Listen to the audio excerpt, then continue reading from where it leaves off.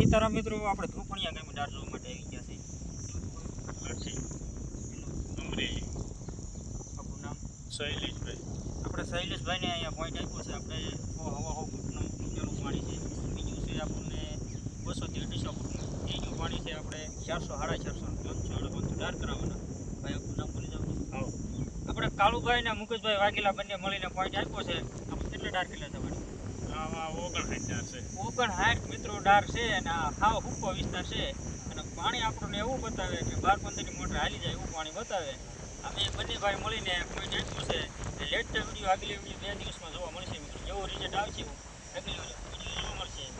ભાઈને એવો કંટાળી ગયા કારણ કે આ બંદૂકની શૈલી બોલી બધી છે. સહેલી બોલીનો ફરક કરવાનું છે એવું આગળ વિડીયો જોવા મળશે મિત્રો.